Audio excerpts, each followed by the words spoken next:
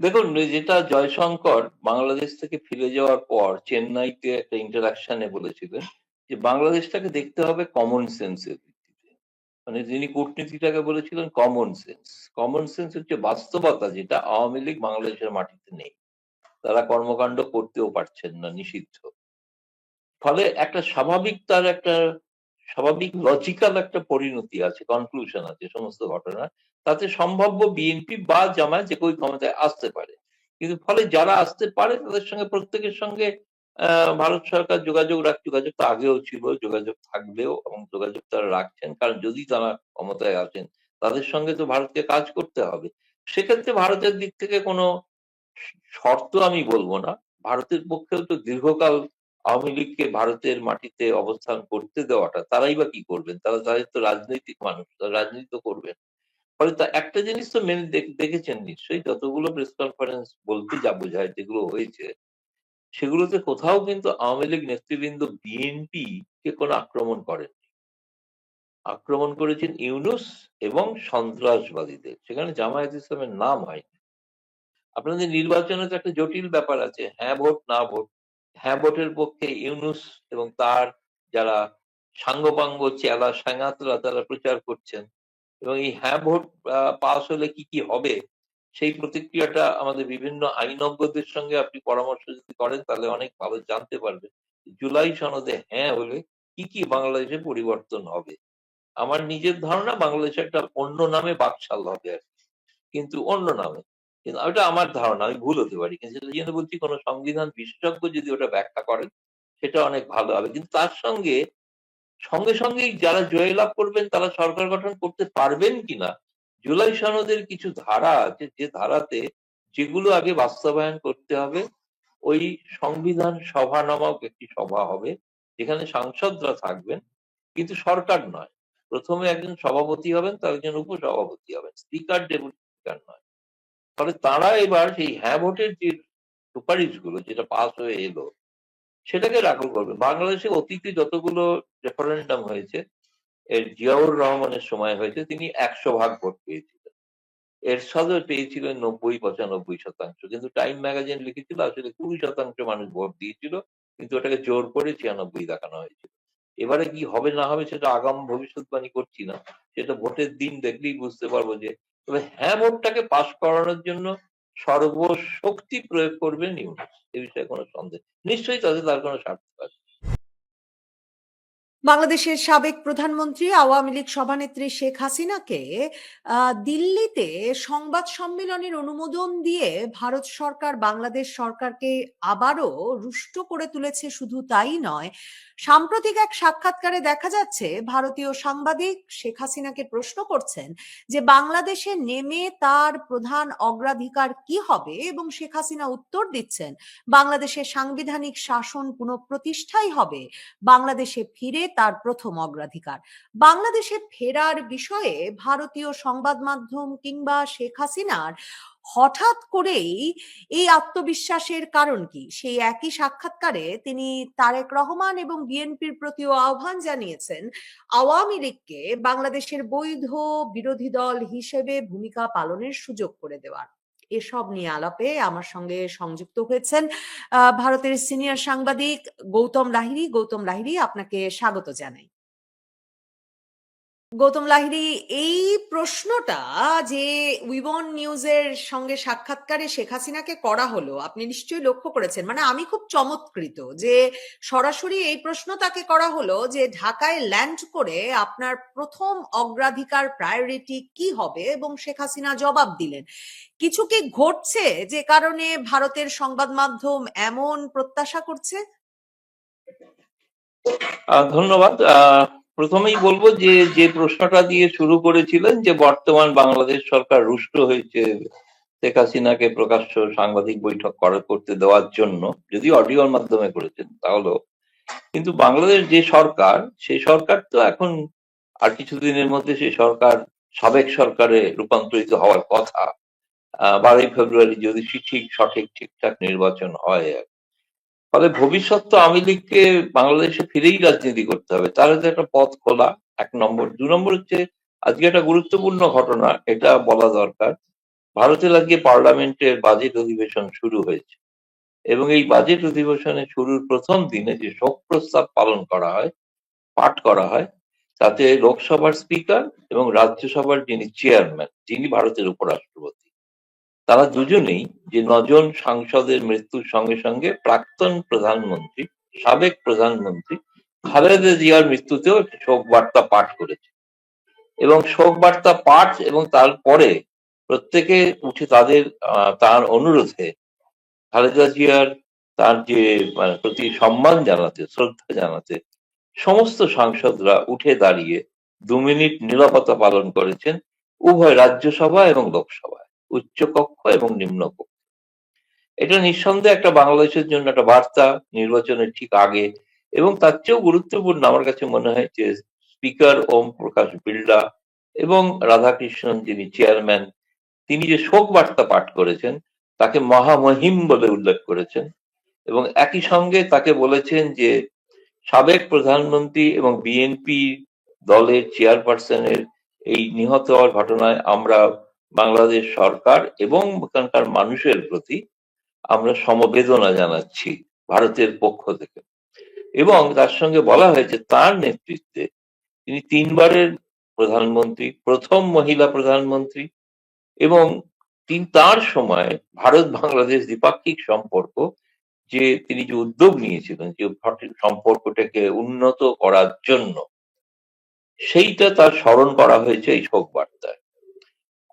ফলে এটা নিঃসন্দেহে প্রধানমন্ত্রী বিএনপি মোদী নেতৃত্ব। যে শোক বার্তা পাঠিয়েছিলেন সেখানেও তো এই বিশেষভাবে খালেদা হ্যাঁ, জিয়ার মানে এটা, হ্যাঁ, এটা ভারতের আর কি ঘোষিত, আপনি বলতে পারেন ঘোষিত লাইন, যে বিএনপি বা তার নেত্রী সম্পর্কে যে শোক প্রকাশ এবং ভারতের পার্লামেন্টে এবং সর্বদলীয় সকল দলের সাংসদরা সেই শোক বার্তায় নীরবতা পালন করেছেন। ভারতে সবসময় বাংলাদেশের ব্যাপারে কিন্তু একটা সর্বসম্মতি থাকে, যেটা আওয়ামী লীগ থাকার সময়ও ছিল। আপনি দেখেছেন স্থল সীমান্ত চুক্তি পাস হয়েছিল, কোনো একজনও বিরোধিতা করেননি। আপনাদের রাজনীতিতে সেটা দেখা যায় না সাধারণত। এখন আপনি বলতে পারেন এটার সঙ্গে যদি ভিয়নের ইন্টারভিউটাকে যদি যুক্ত করেন, তাহলে মানে কানেক্টিং দ্য ডটস বলে যেটা বলা হয়ে থাকে, কানেক্টিং দ্য ডটস, সেখানে শেখ হাসিনা আপিল করছেন যে তিনি এটাও বলেছেন সেই ইন্টারভিউতে যে বিরোধী দল ছাড়া গণতন্ত্র শক্তিশালী হয় না।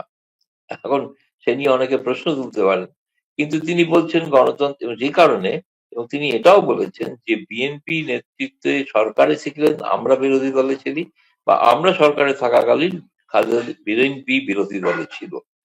তো এইভাবেই গণতন্ত্র বিকশিত হয়। ফলে সেই কারণে তিনি আবেদন করেছেন যাতে আগামী দিনে আহ যদি বিএনপি জেতে, সেটা বলেছেন যদি বিএনপি জয়লাভ করে, তাহলে তার আপিল রইল যে আওয়ামী লীগকে যেন রাজনীতি করতে দেওয়া হয়। এবং সেটা তার মানে মেনেই নেওয়া গেল যে ভোটটা প্রায় হতে চলেছে এবং সেই ভোটে বিএনপি ক্ষমতায় আসতে চলেছে এবং সেই বিএনপির প্রতি তিনি কিন্তু আবেদনটা বর্তমান ইউনূস সরকার বা জামায়াত ইসলামী এদের প্রতি করেননি। তো এটা নিঃসন্দেহে একটা তাৎপর্যপূর্ণ দিক। এখন রাজনীতিতে শেষ কথা বলে কিছু হয় না, অনেকে মনে করে থাকেন সব শেষ। আমি মনে করি শেষ নাহি যে, শেষ কথা কে বলবে, তাই না? রবীন্দ্রনাথের কথায় শেষ নাহি যে, তো সুতরাং শেষ কিছু হয় না, কারণ একটা আদর্শবোধের রাজনৈতিক দলের সাময়িক শক্তি ক্ষয় হতে পারে, কিন্তু তাদের শক্তি সবসময় থাকবে। যেমন বিএনপির একতা ছিল, অনেকে বলতেন বিএনপি শেষ। বাংলাদেশিরা খুব সহজেই কিন্তু একটা অ্যাডজেক্টিভ যুক্ত করেন, বিএনপি তো শেষ, জামায়াত তো নিষিদ্ধ শেষ, কিন্তু আসলে তাদের এটা আমরা দূর থেকে বুঝি যে ৩টি আদর্শগতভাবে ভিন্ন আদর্শে বিশ্বাসী ৩টি দল, তাদের অস্তিত্ব বাংলাদেশের রাজনীতিতে সব সময় থাকবে। সংখ্যায় তারা ০ হতে পারেন, সংখ্যায় তারা ৭ হতে পারেন, সংখ্যায় কিছু না হলেও ১০০ হতে পারেন, যেটা যাই ঘটুক আর কি। যেমন বিএনপি আজকে তো কেউ ভাবতে পারছিলেন না কিছুদিন আগেও যে বিএনপি ক্ষমতায় আসার সম্ভাবনা তৈরি হয়েছে, বা জামায়াত। দুটোই সম্ভাবনা এখন উজ্জ্বল বলে মনে হচ্ছে বা দেখা যাচ্ছে, যদি নির্বাচনটা হয় ঠিকভাবে। মানে তার মানে কি ভারতে একটা উৎসাহ তৈরি হয়েছে এবং সেই উৎসাহের জের গিয়ে শেখ হাসিনার ভেতরেও মানে একরকমের মানে পড়েছে, যে কারণে মানে সেই সমীকরণটা যে নির্বাচন হচ্ছে এবং নির্বাচনে তারেক রহমানের নেতৃত্বে বিএনপি ক্ষমতায় আসছে এবং তারেক রহমান এবং বিএনপির মাধ্যমে আওয়ামী লীগের রাজনৈতিক নিষেধাজ্ঞা উঠে যাবে এবং আওয়ামী লীগ রাজনীতিতে ফিরবে।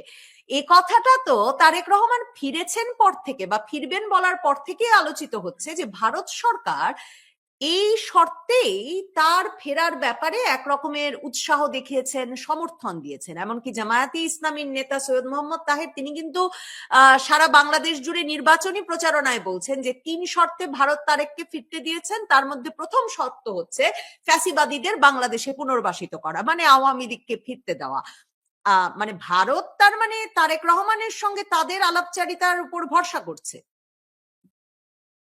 দেখুন, যেটা জয়শঙ্কর বাংলাদেশ থেকে ফিরে যাওয়ার পর চেন্নাইতে একটা ইন্টারাকশনে বলেছিলেন যে বাংলাদেশটাকে দেখতে হবে কমন সেন্সের ভিত্তিতে। মানে যিনি কূটনীতিটাকে বলেছিলেন কমন সেন্স। কমন সেন্স হচ্ছে বাস্তবতা, যেটা আওয়ামী লীগ বাংলাদেশের মাটিতে নেই, তারা কর্মকাণ্ড করতেও পারছেন না, নিষিদ্ধ। ফলে একটা স্বাভাবিক, তার একটা স্বাভাবিক লজিক্যাল একটা পরিণতি আছে, কনক্লুশন আছে সমস্ত ঘটনার। তাতে সম্ভাব্য বিএনপি বা জামায়াত যে কেউ ক্ষমতায় আসতে পারে, কিন্তু ফলে যারা আসতে পারে তাদের সঙ্গে প্রত্যেকের সঙ্গে ভারত সরকার যোগাযোগ তো আগেও ছিল, যোগাযোগ থাকবেও, এবং যোগাযোগ তারা রাখছেন, কারণ যদি তারা ক্ষমতায় আসেন তাদের সঙ্গে তো ভারতকে কাজ করতে হবে। সেক্ষেত্রে ভারতের দিক থেকে কোনো শর্ত আমি বলবো না। ভারতের পক্ষেও তো দীর্ঘকাল আওয়ামী লীগকে ভারতের মাটিতে অবস্থান করতে দেওয়াটা, তারাই বা কি করবেন? তারা, তাদের তো রাজনৈতিক মানুষ, তারা রাজনীতি তো করবেন। ফলে তা একটা জিনিস তো মেনে দেখেছেন নিশ্চয়ই, যতগুলো প্রেস কনফারেন্স বলতে যা বোঝায় যেগুলো হয়েছে, সেগুলোতে কোথাও কিন্তু আওয়ামী লীগ নেতৃবৃন্দ বিএনপি কে কোনো আক্রমণ করেননি। আক্রমণ করেছেন ইউনূস এবং সন্ত্রাসবাদীদের, সেখানে জামায়াত ইসলামের নাম হয়নি। কিন্তু সেটা শেখ হাসিনার আপনি ইন্টারভিউ দেখুন, সেদিনের অডিও বার্তা যেটা উনি আন্তর্জাতিক সংবাদ মাধ্যমে দিয়েছিলেন, তাতেও কিন্তু বিএনপি নাম উচ্চারণ বিএনপি সম্পর্কে কোনো কথাই তিনি কিন্তু বলেন। এই ভিয়নের ইন্টারভিউতে আমি দেখলাম তিনি কিছু তার ব্যাখ্যা করেছেন বিএনপি সম্পর্কে, একটা তারেক জিয়া সম্পর্কেও একটা ব্যাখ্যা আছে তার। 17 বছর সে স্বেচ্ছায় নির্বাসনে ছিল আর কি। কিন্তু সেখান থেকে কিন্তু সে রাজনীতি করে গেছে, সেটাও তিনি বলেছেন আর কি। তো এখন ফলে স্বাভাবিকভাবেই আমার ধারণা যে, যদি আমি এটা নির্দিষ্ট কোনো তথ্য কিছু নেই, এরকম বলা যাবে না। আমি কোনো দায়িত্ব নিয়ে বলছি না যে এরকম ভারত চাইছে, মানে সুইপিং কমেন্ট করাটা ঠিক হবে না। কিন্তু এটা ঘটনা যে এটা হলে আমার মতে হয় ভারতের পক্ষে ভালো নয় কি, বা ভারতবাসীর পক্ষে একটা স্বস্তির বিষয় নয় কি? বাংলাদেশে একটা স্বাভাবিক ছন্দে গণতান্ত্রিক রাজনীতি ফিরে এলো, সেটাই তো বাংলাদেশের মানুষের চাওয়া উচিত। বাংলাদেশের মানুষ কি চান, যদি ওইটা জোর করে বলেন যে তারা আওয়ামী লীগকে চান না, সেই না চান যেটা, সেটা তো প্রমাণিত হবে একমাত্র আওয়ামী লীগকে রাজনীতি করতে দিয়ে ভোটের নিরিখে বিচার করা, আওয়ামী লীগকে মানুষ চায় কি চায় না। আপনি দূর থেকে সিদ্ধান্ত, ধরুন আমি তো বলি 71-এ যখন মুক্তিযুদ্ধ, সেই সময় তার আগেও যে ভোট হয়েছিল, তারপরেও যে ভোট হয়েছিল, সেই ভোটে 25 থেকে 27% মানুষ বঙ্গবন্ধুর বিরুদ্ধে ভোট দিয়েছিল। তারা তো ছিলেন সেখানে, তারা তো ছিলেন না তা তো নয়। সংখ্যাটা তাদের কম ছিল, সংখ্যাটা ধীরে ধীরে বাড়ছে। ফলে এই আজকে আওয়ামী লীগকে, যেটা বৃহত্তম দল, তাকে বাদ দিলে সেই গণতন্ত্রটা সঠিকভাবে, এবং যে সরকার তৈরি হবে সেই সরকার কিন্তু আমার মতে অস্থায়ী হবে, বাংলাদেশের স্থিতিশীলতা থাকবে না, এটা ঘটনা। এবং ভারত সরকার চেষ্টা করতেই থাকবে আওয়ামী লীগকে পুনর্বাসিত করার, কারণ বাংলাদেশের ভেতরে সরকারে এবং একজন সাবেক সেনাপ্রধান, উনি আবার শেখ হাসিনার আমলেরই সাবেক সেনাপ্রধান ইকবাল করিম ভুইয়া, তিনি মানে বলেছেন, সেটাও শিরোনাম হয়েছে যে ভারত সরকার একরকমের পুনর্বাসিত করার চেষ্টাটা করেই যাচ্ছে। সেটা কি ভারত সরকার একরকম করেই যাবেন? আর শেখ হাসিনার সাক্ষাৎকারে সরাসরি প্রশ্ন করা হয়েছিল বিএনপি বা তারেক রহমানকে কি বিশ্বাস করা যায়, উনি তখন কিন্তু আবার বলেছেন যে এই যে বিএনপি মানে স্বল্প মেয়াদী স্বার্থের জন্য প্রায়শই চরমপন্থীদের সঙ্গে বন্ধুত্ব করে বসে। তিনি জয়শঙ্করের তারেক রহমানকে শোক জানাতে যাওয়ার বিষয়ে বলেছেন যে ভারত মানে খালেদা জিয়া তো অত্যন্ত গুরুত্বপূর্ণ একজন ব্যক্তি বাংলাদেশের রাজনীতির, কাজে সমবেদনা জানাতে যাওয়াটা স্বাভাবিক, কিন্তু ভারতের আসলে বাংলাদেশে একজন নির্ভরযোগ্য বন্ধু দরকার। মানে তিনি বোধহয় ইঙ্গিত করেছেন যে বিএনপি তো সেই নির্ভরযোগ্য বন্ধু হতে পারবে না। সেই সমীকরণগুলো মিলিয়ে ভারতের জন্যও আসলে আওয়ামী লীগকে ফেরানোটা অতি জরুরি হয়ে পড়েছে, সেই কারণে শেখ হাসিনা এতটা আত্মবিশ্বাসী বোধ করছেন কিনা? না, এটা তো শেখ হাসিনা এবং ভারত সরকারের মধ্যে কি আলোচনা হয়েছে তার প্রিভি, মানে সেটা তো আমি সেখানে দরজা খুলে সেখানে ঢুকে শুনিনি, বলতে পারবো না। কিন্তু আমার যেটা স্বাভাবিক বা বুদ্ধিতে যেটা মনে হয়, কমন সেন্স যাতে যেটা মনে হয়, এস জয়শঙ্কর বলেন কূটনীতি কমন সেন্স, সাংবাদিকতা রাজনৈতিক বিশ্লেষণও তো অনেক সময় কমন সেন্সই বটে। না সব যেটা বাস্তব সেটা ভিত্তিতে একটা রণনীতি তৈরি করা, সেটা ঘটনা। দ্বিতীয়ত আপনি লক্ষ্য করে দেখবেন যে ক্রমাগত এখন নির্বাচনী প্রচারে বিএনপি এবং জামায়াতের মধ্যে কিন্তু পাল্টাপাল্টি তর্ক চলছে, এবং বিএনপি জামায়াত সম্পর্কে বিশেষ করে তারেক নিজে খুবই তীর্যক মন্তব্য করছেন, আর জামায়াতও বিএনপি সম্পর্কে তীর্যক মন্তব্য করছে। এটাকে আমি ধরুন অনেকে বলতে পারেন যে এটা একটা দুজন আসলে একটা গটাপ খেলা, কিন্তু আমি গটাপ মানছি না। প্রকাশ্যে একে অপরকে গালাগালি দিচ্ছেন, তারা গটাপ কেন হবে?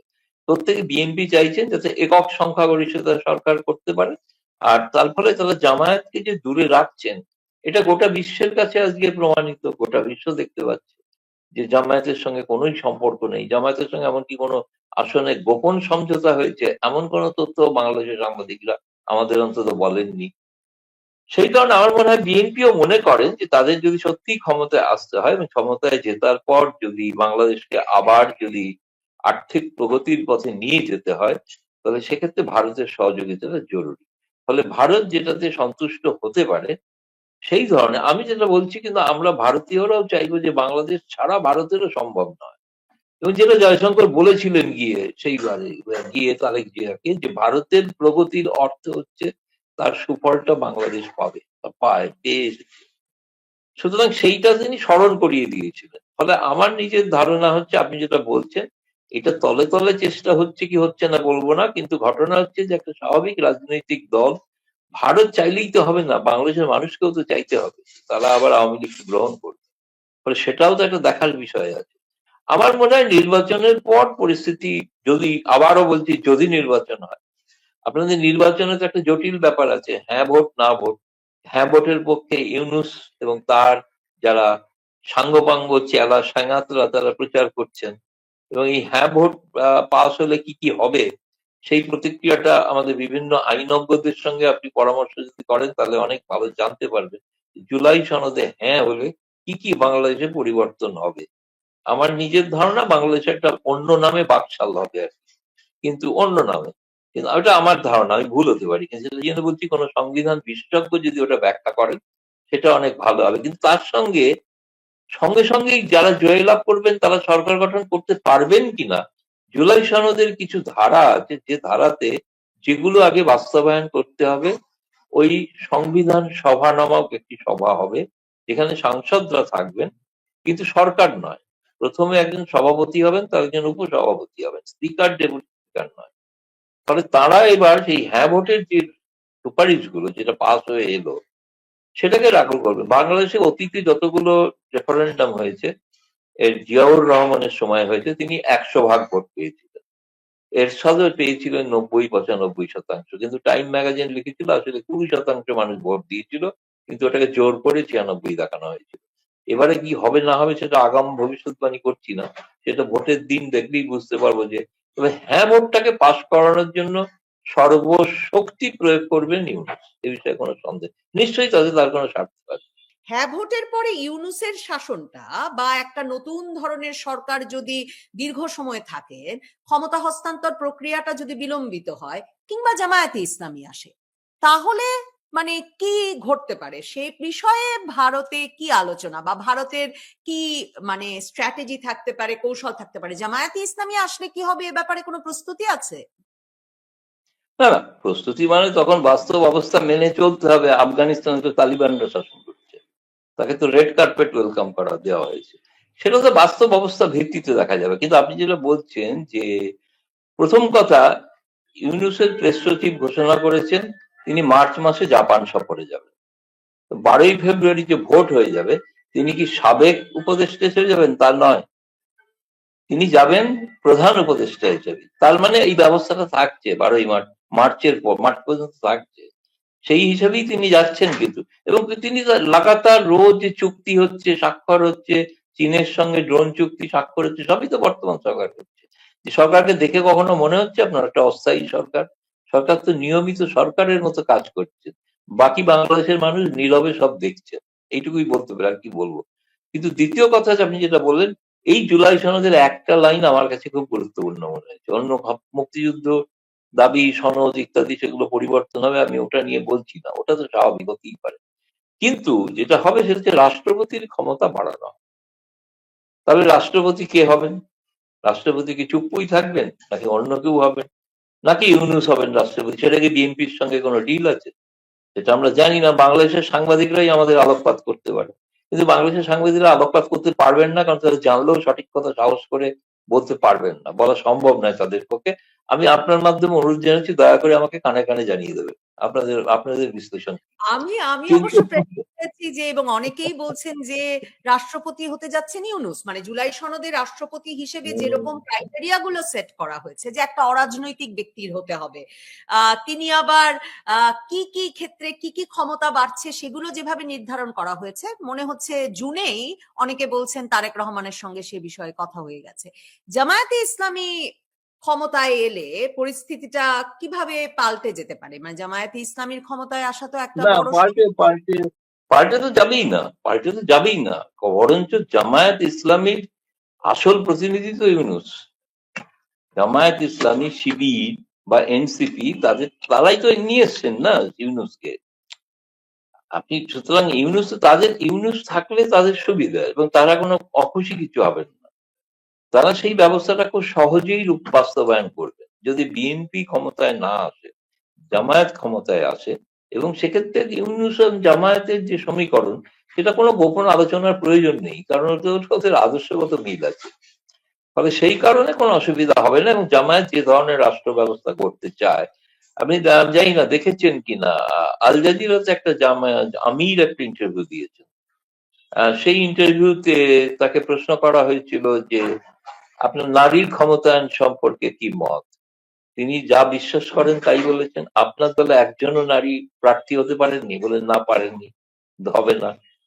তিনি কিন্তু অকপটে স্বীকার করেছেন যে জামায়াত এলে সমাজে নারীর ভূমিকা কি হবে, নারী কোথায় থাকবে, সে বিষয়ে কিন্তু তিনি কোনো তঞ্চকতাও করেন। তিনি যা তা বিশ্বাস করেন সেটা বলেছেন। সেই হিসেবে তাকে আমি শ্রদ্ধা করে আনাই যে তিনি সত্য কথাটা বলেছেন, যে কারণ নারীর জামায়াতের ক্ষমতায়ন হবে না। গঠনতন্ত্রে সেটা লেখা আছে এবং তারা বিশ্বাস করেন না যে জামায়াতের, মানে এই যে বলছেন বটে যে আগামীতে তারা নারীদের দেবেন মনোনয়ন, কিন্তু নারীরা সরাসরি নির্বাচনে অংশগ্রহণ করবেন এটা তাদের আদর্শগত সমস্যা আছে। না, তাহলে তো এবারই দিতে পারতেন, আবার আগামী নির্বাচন কেন? কি সমস্যা? আগামী নির্বাচন কেন? আবার এই নির্বাচনে দিতে অসুবিধা কি ছিল?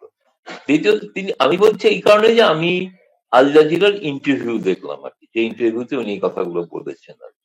সেটা সমস্ত খুবই মানে বেশ একেবারে চিত্তাকর্ষক। পরিষ্কারভাবে জামায়াতে ইসলামীর গঠনতন্ত্রেই আসলে লেখা আছে যে নারী কতটুকু রাজনীতি করতে পারবেন, কতটুকু নেতৃত্বে যেতে পারবেন, এবং জামায়াতে ইসলামীর আমির তো সে কথাটাও বলেছেন। নবনীতা চৌধুরী ভবিষ্যতে বাংলাদেশে এসে কোনো শো করতে পারবে কিনা সন্দেহ আছে আমার।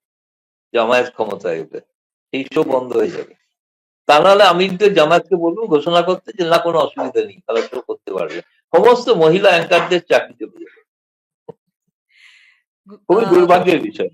আমি আপনাকে কূটনীতি আপনার প্রধান বিষয়, আমি যেই বিষয়টা নিয়ে প্রশ্ন করে শেষ করতে চাই সেটা হচ্ছে যে আমি এক রকমের সমীকরণ করি যে ট্রাম্প প্রশাসনের যে ব্যক্তিদেরকে ট্রাম্প এই অঞ্চলে বসিয়েছেন, বাংলাদেশে নতুন রাষ্ট্রদূত এসেছেন, ভারতে রাষ্ট্রদূত হয়েছেন এবং এই দক্ষিণ এশিয়া বিষয়ক বিশেষ সহকারী হয়েছেন সার্জিও গোর, কিংবা দক্ষিণ এশিয়া বিষয়ক সহকারী পররাষ্ট্রমন্ত্রী পল কাপুর, যার কিনা জিহাদ কি করে আসলে সন্ত্রাসবাদ রপ্তানি করে এবং তার পেছনে পাকিস্তান কিভাবে ভূমিকা রাখে সেটা তার মূল গবেষণার বিষয়।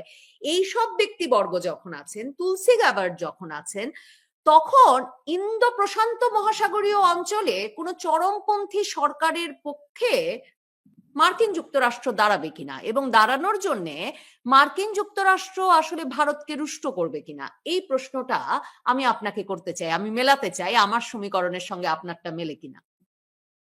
না, আমার যেটা মনে হয় যে ভারতের উপর একটা চাপ তৈরি করার জন্য তারা বাংলাদেশে একটা চরমপন্থী সরকার এলেও আপত্তি নেই, তারা আপত্তি করবেন না। আর আপনি যদি শুনে থাকেন যে ব্রিটিশ হাই কমিশনার তার কোনো ম্যান্ডেট ছাড়াই তিনি যে ভারতে এলেন, এবং ভারতে এসে তিনি বাংলাদেশ নিয়ে আলোচনা করলেন। তার আলোচনার যেটা নির্যাস আপনাকে হয়তো কেউ বলে থাকবে, অনেকটাই আমি জানতে পেরেছিলাম বলে আমি অনেককে বলেছিলাম আর কি। তারা কেউ কেউ বিভিন্ন এই ধরনের টক শোতে বলেওছেন। সেটা আমারই সূত্র থেকে পাওয়া, আমি যা যদি জেনেছি সেটা হচ্ছে তাদের ঝোঁকটা কিন্তু জামায়াতের দিকে। তারা এই কথাও বলেছেন যে জামায়াতের আগের জামায়াত নেই। যখন প্রশ্ন করা হয়েছিল যে মহিলাদের সম্পর্কে তাদের যে ধারণা, সেটা শুনে এবছর ওগুলো ভোটের জন্য বলতে হয়, তাদের কনস্টিটিউয়েন্সিকে মনে হয় না তারা সেরকম কিছু করবে। ঝোঁকটা কিন্তু জামায়াত একটাই কারণে, যে জামায়াত একটি শৃঙ্খলাবদ্ধ দল। জামায়াতের আমির যেটা বলবেন সেইটা জামায়াতের নিচু তলার শেষ কর্মী পর্যন্ত সেটা মানবে, কারণ তিনি তো আল্লাহর নির্দেশে দেবেন, ফলে সেটা মানবেই। ফলে জামায়াত অনেক কাজ এই আমেরিকা বা যেটা কিছুটা ইউনুস শুরু করে দিয়েছেন করা, সেই জামায়াতের কিছু কাজ জামায়াত থাকলে যেটা সুবিধা, সেটা একটা রাজনৈতিক দলের যে কিছু বাধ্যবাধকতা থাকে, তাদের কিছু কনস্টিটিউয়েন্সি আছে। আওয়ামী লীগই বলুন, বিএনপি বলুন, তাদের মধ্যেও অনেকে নানা ধরনের মতবাদে বিশ্বাস করেন। সেক্ষেত্রে অনেক কিছু তারা তো বারবার ৭১-এর কথা বলছেন তারেক রহমানরা। সেই ৭১-এর তো বিরুদ্ধে আমেরিকা ছিল। ফলে সেক্ষেত্রে আমার মনে হয় খুব কাছের সহজ বন্ধু হলো চরমপন্থী, আর আমেরিকা চরমপন্থীদের সঙ্গে সবসময় আঁকড়ে গিয়েছে। মূল উদ্দেশ্য হচ্ছে অন্য দেশগুলোকে দুর্বল করা, দেশগুলোকে অস্থিতিশীল করা, যাতে এক কথায় সহজ বাংলায় বলা যায় যে লুটে পুটে খাওয়া যায়। যেভাবে গোটা বিশ্বে তাদের যে রণনীতি, তাদের যে আউটলুক, বিশ্ব দর্শন, সেই দর্শনটাই হচ্ছে উন্নয়নশীল দেশগুলোকে কিভাবে ব্যতিব্যস্ত করে রাখা যায়। এই জন্য তারা চরমপন্থার সাহায্য নিয়ে, আপনি আটলান্টিক পেরিয়ে সেখানে তো একটাই ঘটনা ঘটে গিয়েছিল, ওসামা বিন লাদেনের। তাছাড়া তো তেমন কোনো ঘটনা ঘটে না। কিন্তু আমাদের এখানে তো অহরহ বিস্ফোরণ হয়, অহরহ জঙ্গিরা হানা দেয়, যে বাংলাদেশি অলি আর্টিজানও হয়, বাংলাদেশেই হয়, ভারতেই হয়, দক্ষিণ এশিয়ায় হয়। কারণ এই দেশগুলো প্রত্যেকটা মাথা উঁচু করে দাঁড়াবার একটা চেষ্টা করছে। সেগুলোকে দুর্বল করার একটা প্রক্রিয়া তাদের নিজস্ব রাষ্ট্রের নীতি। সেক্ষেত্রে তারা সাহায্য তো পাকিস্তানের না। পাকিস্তান তো একটা সবাই জানে একটা ফেল স্টেট। সেই ফেল স্টেট যাদের কোনো কিছু করার কোনো ক্ষমতা নেই, তাদের ঘাড়ে বন্দুক রেখে বা তাদের দিয়ে সমস্ত কাজ করা, তারাও মনে প্রাণে তারা চান বাংলাদেশকে একটা বাফার স্টেট হিসেবে ইউজ করতে, যাতে তার মাধ্যমে তাদের ৭১-এর দুঃখ যাতে তারা ভুলতে পারে। কাজেই ট্রাম্প প্রশাসন আর বাইডেন প্রশাসনের সেদিক থেকে নীতিতে কোনো পরিবর্তন হবে না বলছেন। মানে সারা কুক হচ্ছেন পিটার হাস আমলের বন্ধু। মানে তারা শেখ হাসিনাকে নামিয়ে একটি জামায়াতে ইসলামী ঘনিষ্ঠ সরকার প্রতিষ্ঠার জন্য খুবই তৎপর ছিলেন। ইউনুস সাহেবকে তারা নিয়ে এসেছেন। কিন্তু বলছেন যে ট্রাম্প প্রশাসন আসাতেও তাতে কোনো পরিবর্তন হবে বলে মনে হচ্ছে না। হ্যাঁ, এবং সারা কুক আমি জানি ওই গোল টেবিল বৈঠকে তিনি শেখ হাসিনা সম্পর্কে অত্যন্ত কটু মন্তব্য করেছেন। একবার নয়, ২-৩ বার। যে কথাগুলো বাংলাদেশে অনেক লোক জামায়াতের রাজা বলছেন, ফ্যাসিবাদ ইত্যাদি, তিনি বোধহয়, আমি ঠিক যদি বলে মনে করতে পারি, আমার মনে হয় তিনি খুনি শব্দটাও ইউজ করেছিলেন হাসিনা সম্পর্কে। তো তার মনোভাব এইটা, সেটা জানা গেছে। সেটা আমি জেনেছি মানে ভারত সরকারই জানে, ভারত সরকার জেনেছে, সেই কারণে বুঝতে পেরেছেন তারা যে তার, কিন্তু এটা কিন্তু না বাংলাদেশে তারা যেভাবে করতে পারেন, যখন তখন আমেরিকান রাষ্ট্রপতির ইচ্ছা হলো সন্ধ্যেবেলায় প্রধান বিচারপতির সঙ্গে চা খাবো, তিনি চলে গেলেন সেখানে। কিন্তু ভারতে এটা করা সম্ভব না। তিনি করলে ভারত পরের দিন তাকে পার্সোনা নন গ্রাটা ডিক্লেয়ার করবে এবং তাকে ভারত ছেড়ে চলে যেতে হবে। ভারতে আপনার ম্যান্ডেটের বাইরে কোনো কূটনীতিবিদ, ভিয়েনা কনভেনশন অনুসারে যে যে কূটনীতিবিদদের বলা আছে ডুজ অ্যান্ড ডোন্টস, সেইটা মেনে কেউ যদি লঙ্ঘন করেন তখন তাকে ভারত ছেড়ে চলে যেতে বলা হয়। এবং সেক্ষেত্রে ভারতে এটা করা যায় না। ভারতে প্রধান বিচারপতির সঙ্গে সঙ্গে আইলে মার্কিন রাষ্ট্রদূত, হ্যাঁ, রাষ্ট্রপতি ভবনে যখন সবাই আমন্ত্রিত ছিলেন সেখানে হয়তো তিনি আমন্ত্রিত ছিলেন, কিন্তু আলাদা করে এককভাবে গিয়ে পা ছড়িয়ে দিয়ে, আসলে কি জানেন, আমি শেষ কথা একটাই বলবো, সেটা হচ্ছে এরা এখনো না মানসিকতাটা ঔপনিবেশিক মানুষ, কালো চামড়ার মানুষকে সহ্য করতে পারে না। তাদেরকে গুরুত্ব দেন এই চরমপন্থীরা। সারা কুককে তো ভারত সরকার দেখা দেন নাই, ভারত সরকারের কোনো কর্মকর্তারা। আর না অন্যদিকে না বাংলাদেশের যে নতুন মার্কিন রাষ্ট্রদূত, তিনি কিন্তু বারবারই বলছেন যে যারা ক্ষমতায় আছে তাদের সঙ্গেও আমরা সাক্ষাৎ করি, মার্কিন যুক্তরাষ্ট্র ক্ষমতার বাইরের দেশ সঙ্গেও সাক্ষাৎ করেন, এবং 20 বছর ধরে বাংলাদেশের সকল রাজনৈতিক দলের সঙ্গে আমার যোগাযোগ আছে। যাতে একরকম যে কানাঘুষাটা ছিল যে আওয়ামী লীগের সঙ্গেও এদের আলাপ চলছে কিনা, সেটা একরকমের মানে একটা ভিত্তি পায়। না, তার কথা থেকে তো তিনি তো প্রায় যে ইঙ্গিত যেটা দিয়েছেন সাংবাদিকদের সঙ্গে কথোপকথনে, যেটা চাপা হয়েছে বা আমি পড়েছি, তাদের দিয়ে আওয়ামী লীগের অস্তিত্বকে বলছেন এটা বাংলাদেশের আভ্যন্তরীণ বিষয়, কোন দল নির্বাচনে অংশ নেবে কি নেবে না। তো তিনি যোগাযোগ রাখছেন কি রাখছেন না সেটা তো তিনি ওইভাবে আর বলেননি, আমার ধারণা রাখছেন না। এটা এটা তো আমি যেটা উনি যেটা বলেছেন সেটা তো ভারতেরও ঘোষিত নীতি, বাংলাদেশের মানুষ যাকে ক্ষমতায় আনবেন তার সঙ্গেই ভারত সরকার কাজ করবে বা সহযোগী যাই হোক একটা উভয় পক্ষ মিলে করবে। ভারতের নরেন্দ্র মোদী সর্বশেষ যে সফর, সেই সফরের সময় কিন্তু খালেদা জিয়ার সঙ্গে সম্ভব যেটাতে স্থল সীমান্ত চুক্তি তিনি ওখানে হ্যান্ড ওভার করলেন, সেখানে তো খালেদা জিয়ার সঙ্গেও তিনি দেখা করেছিলেন। করেনি কি না, তারপরে সুষমা স্বরাজ প্রথম এসেছিলেন 14 সালে, তখনও খালেদা জিয়ার সঙ্গে দেখা করেছিলেন।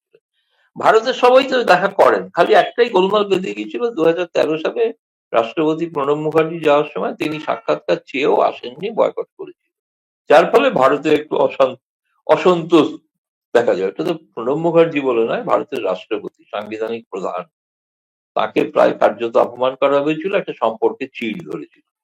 কিন্তু তার আগে প্রণববাবু নিজে তো আমন্ত্রণ জানিয়েছিলেন খালেদা জিয়াকে, এবং তিনি অর্থমন্ত্রী হিসেবে আমন্ত্রণ জানিয়েছিলেন, কিন্তু তিনি তখন যখন আসেন খালেদা জিয়া তখন তিনি রাষ্ট্রপতি হয়ে গেছেন, ফলে একজন বিরোধী দলের নেত্রীর সঙ্গে কিন্তু রাষ্ট্রপতি দেখা করেছিল, এবং প্রায় প্রধানমন্ত্রী সমমর্যাদা সম্পন্ন একটা প্রোটোকল তাকে দেওয়া হয়েছে।